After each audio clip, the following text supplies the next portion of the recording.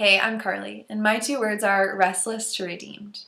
For as long as I can remember, I've always been drawn to stories of redemption.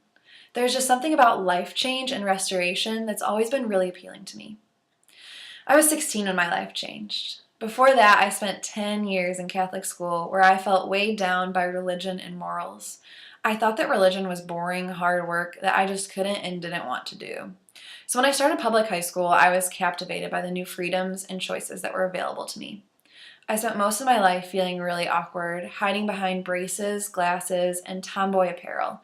I didn't have many friends, so I knew that high school offered me a chance to start over and to try to finally fit in. I so badly wanted to be accepted. I craved the approval of everyone around me. This led to me making some pretty terrible choices throughout my high school career. I surrounded myself with a group of friends that didn't care about me. I got heavily involved in the party scene, and I engaged in several shallow relationships. Even though I thought that all of this would satisfy me, every day still ended with a sense of longing for something deeper. I felt unimportant and useless. I was tired of always trying so hard and still feeling so small. So in the middle of my junior year, I went to church with a friend that I'd known for years. I remember being terrified to go to a different church than my parents.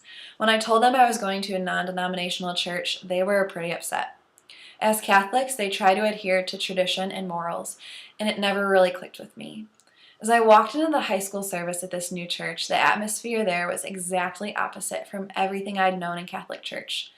People seemed happy, and there were bright lights and loud music. I was greeted by a few people that recognized me from school. Knowing my reputation, I expected them to judge me and treat me poorly, but just the opposite happened. They were so excited I was there, and it was clear they really cared about me. I remember thinking it was so strange that they actually sang the songs in church and even took some notes during the sermon. I was interested enough to keep going back every Sunday, and eventually they talked me into going to summer camp. The second night of camp, I heard the gospel for the first time. I remember hearing that I'm a messy, broken, sinful person, but that God sent his son Jesus to die for my sins so that I could spend eternity with him. I didn't even really know what my sins were, but I was so shocked that there was someone out there who loved me enough to die the most painful death in history just to save me. I was asked to make a choice that night. I was asked to choose Jesus, and I did.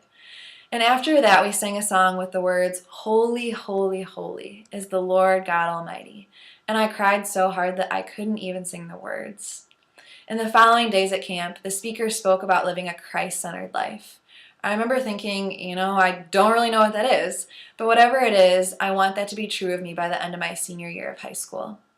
From there, it was a season of rapid growth, learning, and transformation. I dove into new friendships that still remain deeply important to me today. Developed relationships with some leaders who really wanted to invest in my life. Went on my first trip to Africa, shared my story on stage in front of hundreds of high schoolers, and started learning how to read my Bible and pray.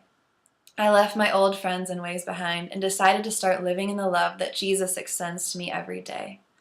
A lot has happened since then. Life is still really hard. Just recently, a whirlwind of events led to 8 of the most important people in my life cutting me off from them permanently. This season is the messiest, most painful season of my life so far, but I'm choosing to live in the reality that God's love and eternal promises for me are so much greater than any pain I will ever feel. This is his plan. This exact moment, this day, this season, this is all his plan. I went from a life of restless longing to a life of trust and redemption, and it's available for you if you want it.